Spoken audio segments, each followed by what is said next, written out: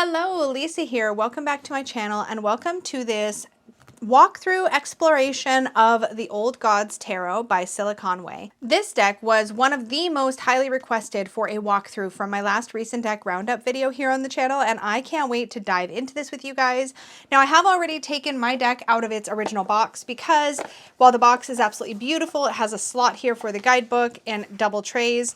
I hang my decks on the wall, so this was probably not going to work for me no matter what. Anyways, so I've set that aside, and what I have here is the guidebook, which we are going to be taking a much closer look at together, and I have the cards. We're going to do a full walkthrough of the deck itself, and I'm probably going to refer to the guidebook a bit throughout. So that is what we're going to be doing today.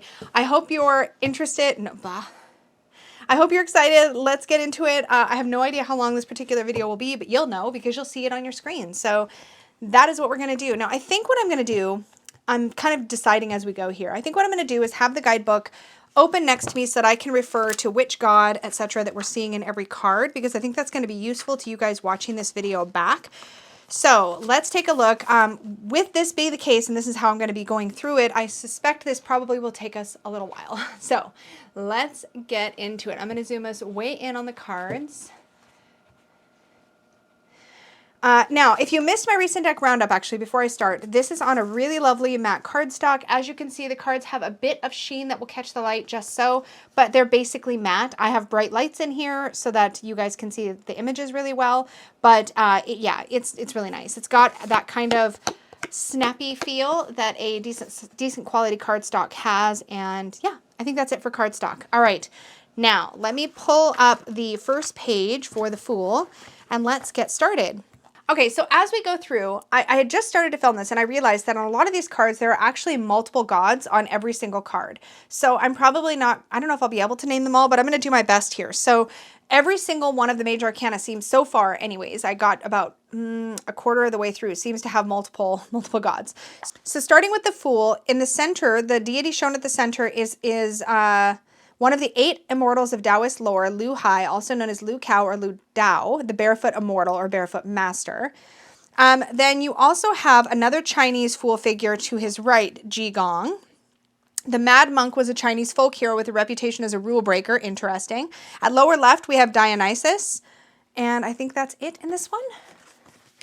Then here we have Hermes as the central figure. And then we have the trickster god Kokopelli down here. And over here to the right is a trickster deity par excellence. Oh, I tried to leave him out, says Scylla, but Loki wasn't having it. So we have Loki, Kokopelli, and Hermes here in the Magician. In the High Priestess, we have Inanna in the center, also known as Ishtar in Babylon. We also have the Oracle of Delphi seated on the tripod over here on the right. Over down here to the left is the snake goddess from Crete. And then down here to the right is Aphrodite. In the Empress, we have the ancient great goddess sitting here in the center. Now, this is going to be a Neolithic representation of the goddess. I don't know if she has a specific name, but I think a lot of us are familiar with that shape. And then we have, on the left, is Sybil, the great goddess of the Eastern world. On the upper right, we have Demeter and Persephone here.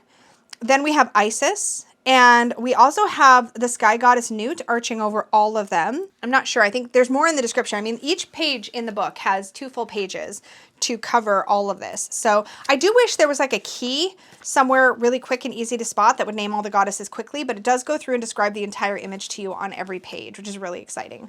So then here in the Emperor, here in the center, we have Enki. He's a Sumerian god. Then we have, let's see here, below him is the preeminent creator Zulu god, Unkulunkulu. I'm probably not pronouncing that right. I'm trying though. And then here we have Brahma, the Hindu god of creation. We have Zeus down here who's connected to Jupiter, and actually the planet Jupiter is visible up here in the top portion of the card. So that's pretty cool. That brings us to the Shaman, which stands in as the Hierophant. This is pretty exciting. So it says here, in the Shaman is shown as a very ancient deity, the horned god. That's going to be this green figure here, which is prominent in the center of the card. Also associated with Celtic Cernunnos, who is arguably one of the best known of the horned gods. Then we have this figure of the sacred Apis bull, which is originated in Europe. I think there's something on, is there a bull in here somewhere? It doesn't say. I might be missing it. On the left is the Sphinx at Giza with a possible reconstruction of its face. And then we have above the Sphinx up here, 3 of the 1,000 massive heads, the Moai, on Easter Island. And then, let's see, what else?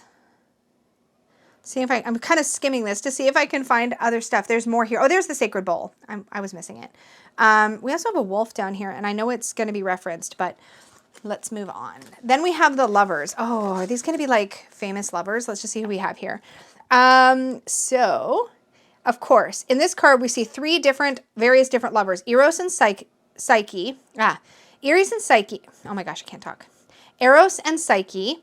We also have Shiva and Shakti and the Yoruba goddess of love, Oshun. And we have a threesome from the Naga. That must be here. Threesome from the Naga. Is that Oshun? Oh my gosh, the whole thing it goes into so much detail. Yeah, shown at the top of the card. So this is Oshun here. Oh my gosh. And then this is the Naga.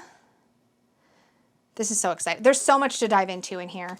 Here we have our chariot. And again, we have multiple gods represented. In the center, we have the Greek god Apollo, who is today seen as a kind of all singing, all dancing deity. Although in ancient times, they often associated with him with the verb meaning to destroy. That's interesting.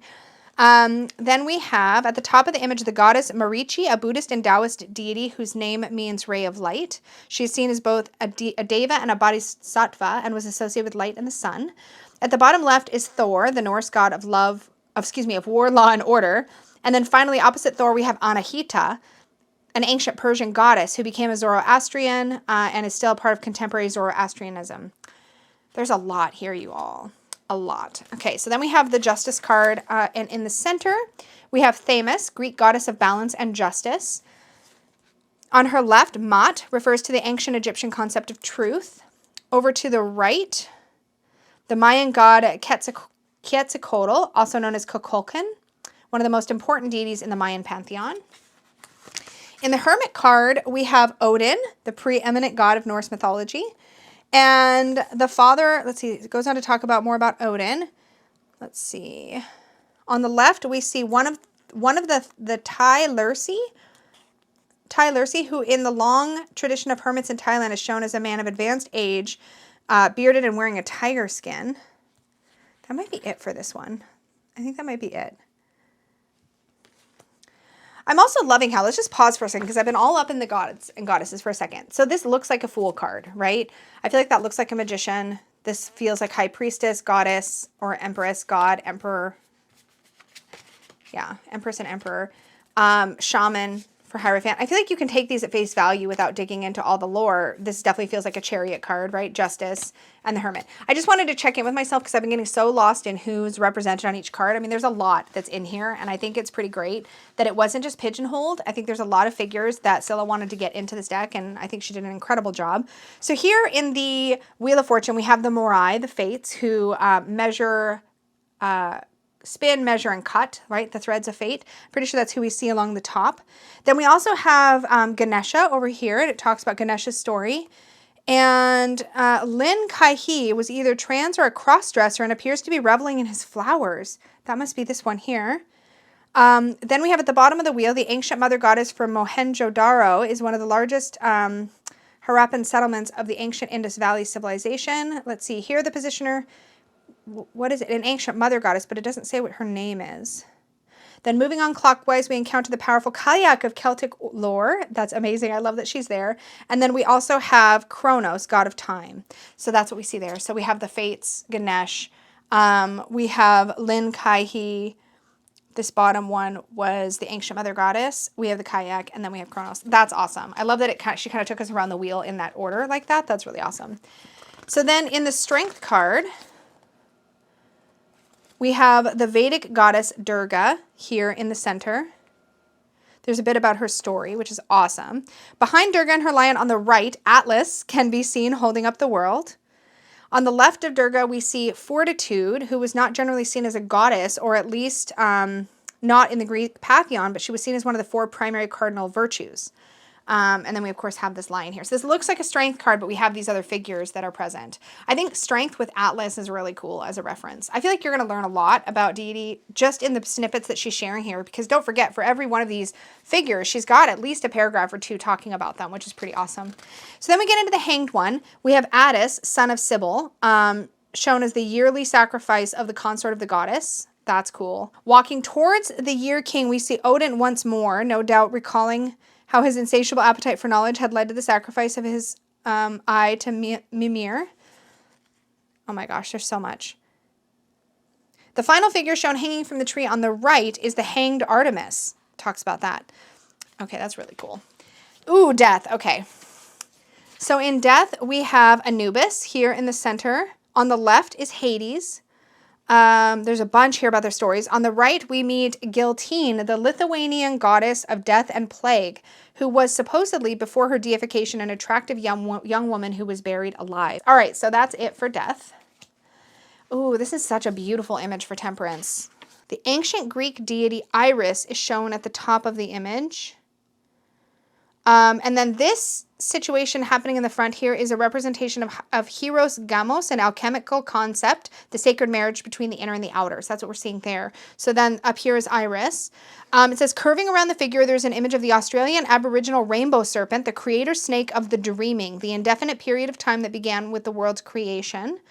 Talks more about that. Then also in Navajo tradition, the rainbow is the path of the Holy Spirits.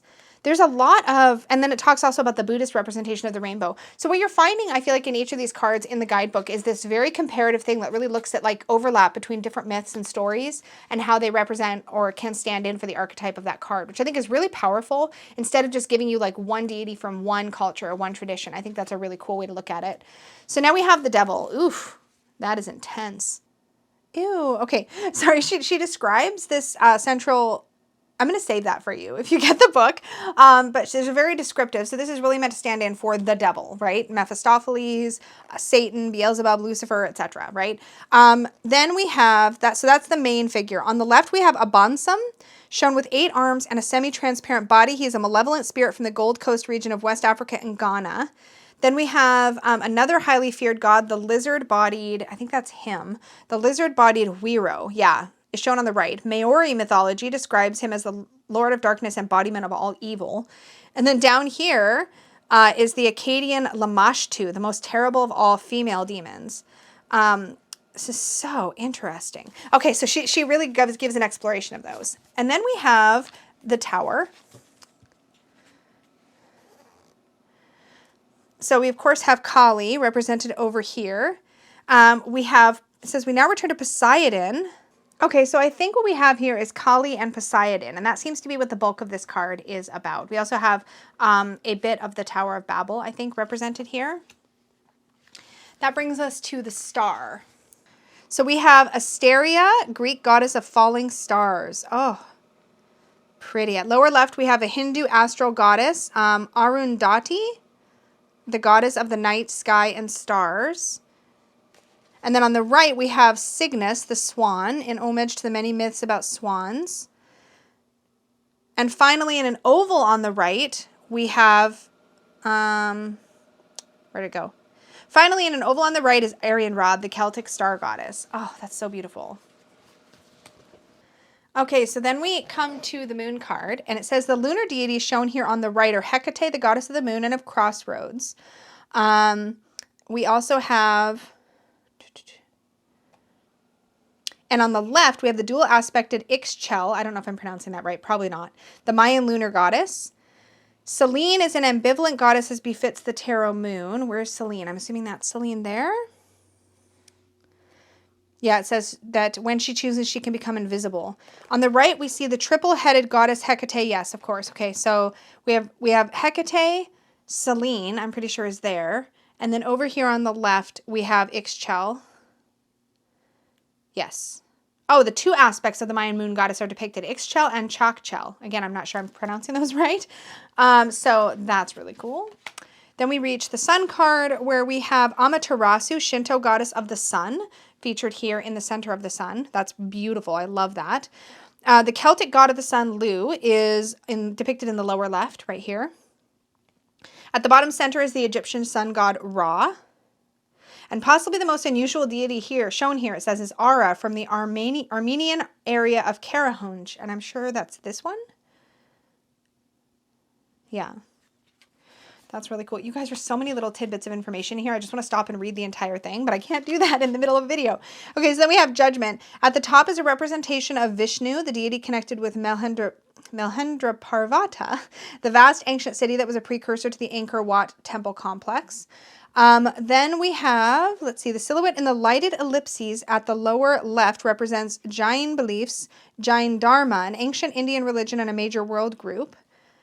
Talks about that. The last deity depicted here is represented by two spiders' webs. Oh, are they in the top right and the top left? As seen in the top angles of the card, and a rock, Spider Rock, in Arizona. So this is all about Spider Woman in Navajo mythology.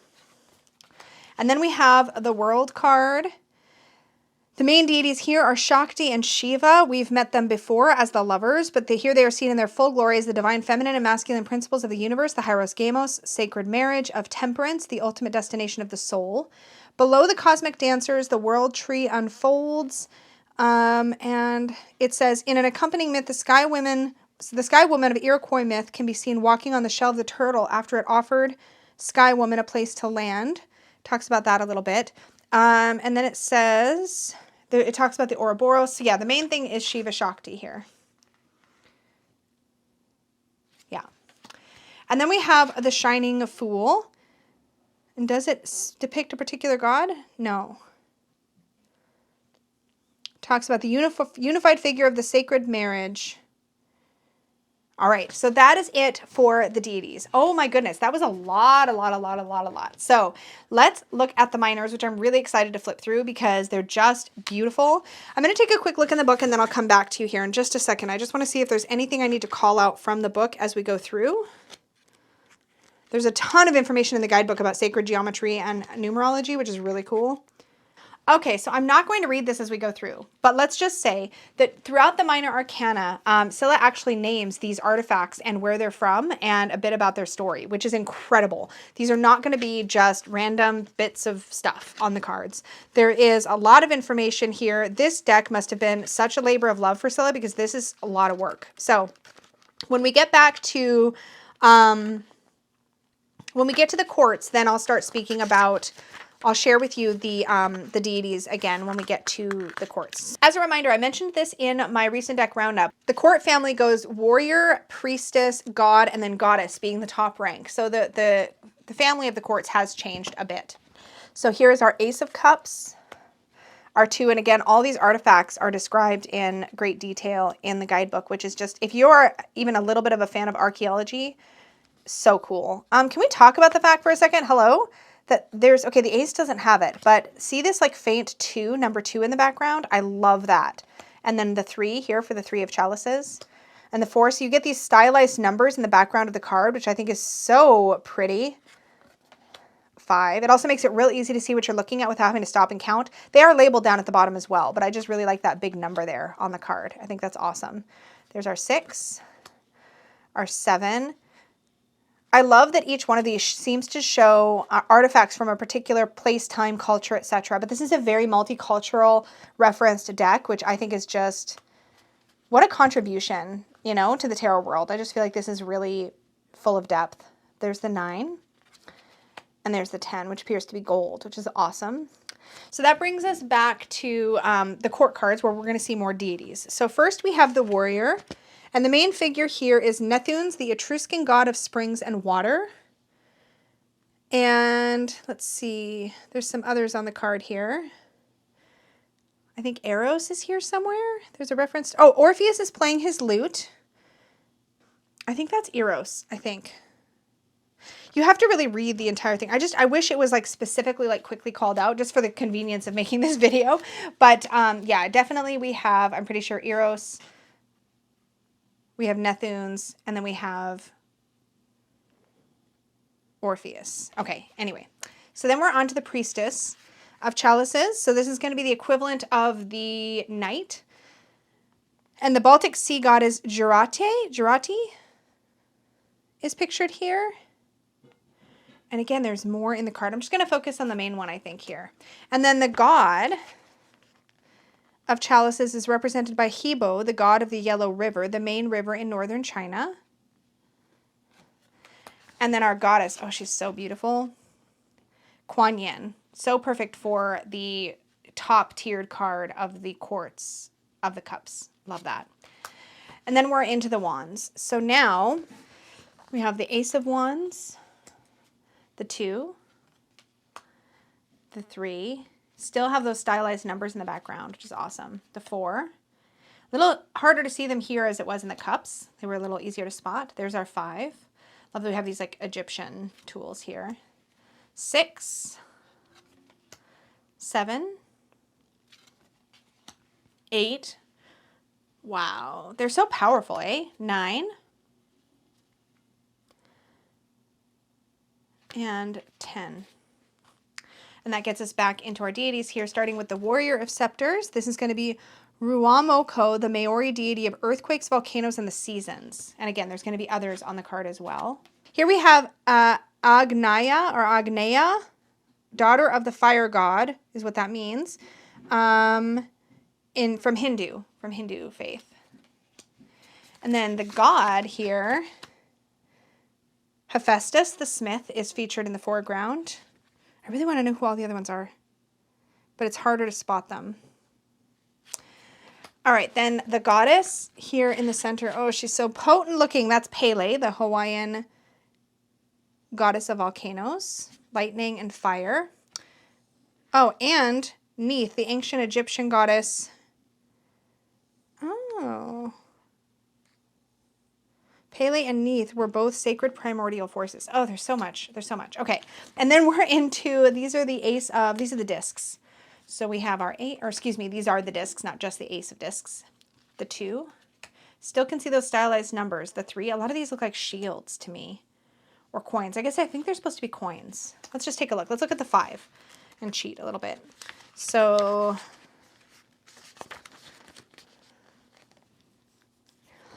in the center is a disc from the ancient culture now called Sandixdu, which dates from around 4800 BC. And then it goes on. There's so much in here. There's the 6. Look at the sacred geometry here. It's incredible. The 7. We still have shapes. And I guess that's been the case all the way throughout, but I keep overlooking it. But there's these sacred geometry overlays, especially through the discs anyways. It's pretty obvious. The shapes. That's really cool. There's our 8. The god here is Shambhala. Oh, no, excuse me. The god of orbs rules the mythical realm of Shambhala, a.k.a. Agartha or Agarthi, set in deep underworld caverns. I don't know if they've given us a name for this god. It describes Agarthi, but it doesn't say what his name was, but he's a god of that area. Then here, the goddess of orbs is the sleeping lady of Malta. Ooh. We also have the goddess Danu here, the queen of the Tuatha De Danann. And then we have Quetzalcoatl. I'm not sure how to pronounce it here. Quetzal. I'm not entirely sure. Precious feather flowers. What that means? She's an Aztec goddess of beauty. Oh, okay. And then we are into the blades, which are going to stand in for our swords, of course. We have our ace. There's that number in the background. Our 2. The fact that these are all actual artifacts is so cool to me. The 4,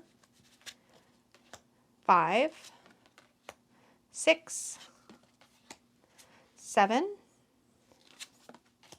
8, 9, love that, and 10. Okay, so our warrior of blades is the Sami deity Biegolmai, the man of the wind, the unpredictable deity of the summer winds and storms in Sami regions.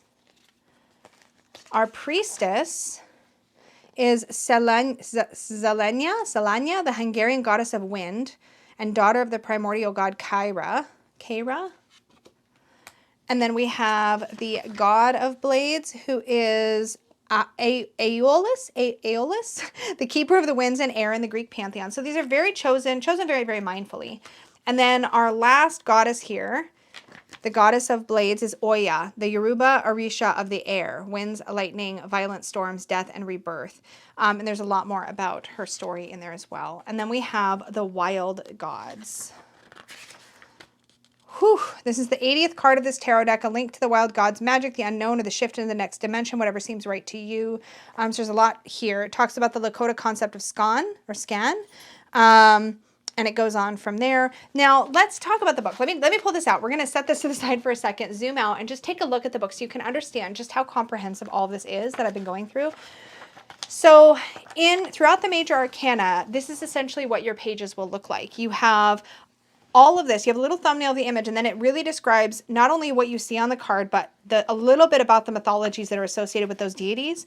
And then after you've gone through all of that, there's a suggested interpretation and some reversed keywords or concepts to explore.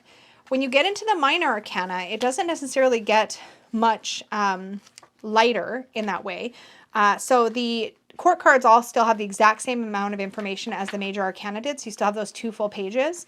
And then the main minor arcanas have several paragraphs, 1 full page, and the same sort of layout with suggested interpretations and then reverse keywords down here at the bottom. But this will actually describe to you each of the artifacts you see on the card, which is incredible to me. Now, between the major and the minor arcana in the guidebook, you have a section about sacred geometry and numerology. So there's a little bit here about what to expect from the minor arcana. There's a bunch of information here about numerology, and then we have a bit here about shows the shapes, some of the shapes that are going to be associated with the various numbers, which is so cool. And the sacred geometry associated. That's so cool. So then you have all the minor arcana, and then in the back there are some sample readings. So if you want to know sort of how to interpret all this, Scylla takes you kind of into her brain and does sample readings for you. There is also in this book, it says arbitrary bibliographies. This must be like her references, as well as websites and videos that were used. And then she has an alphabetical list of all the deities present in the deck. Some citations here. And in the front, let's just see if there's anything in the front that I've missed. There's a bit of an introduction here.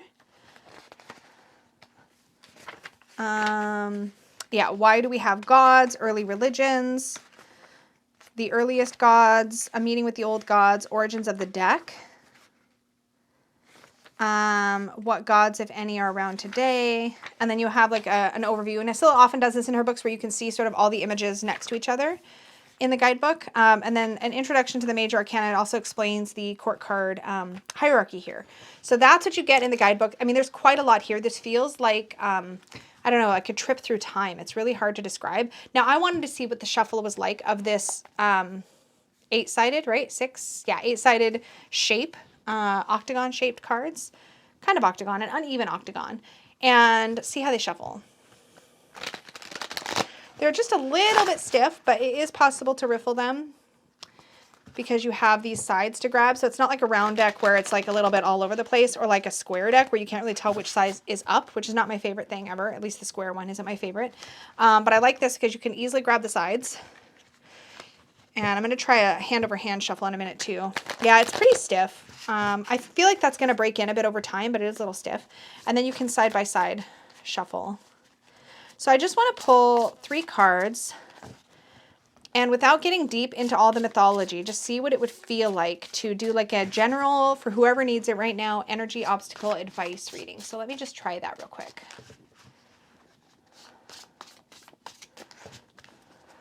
In fact, I think what I'm going to do is pick the cards this way. So energy, obstacle, and advice. All right. They do seem to want to go back into their normal pile pretty easily, considering the shape. So we have energy is the hanged one, or the hanged man. Obstacle is the priestess of scepters. And the advice is the 7 of chalices. So taking these sort of at face value, this definitely looks like the hanged man. So that's easy enough. I can take that at face value, with the energy being around submission or surrender, the opportunity to just sort of take things in and not necessarily be actioning all the time. But then the obstacle to that being the priestess of wands. Now the priestess in this case is the Is it the second? Yeah, because it goes warrior, then priestess, then god, then goddess. So the priestess is sort of the knightly energy here. So there could be the obstacle to really being in the space of suspension could literally be that urge to be doing and going and creating, right?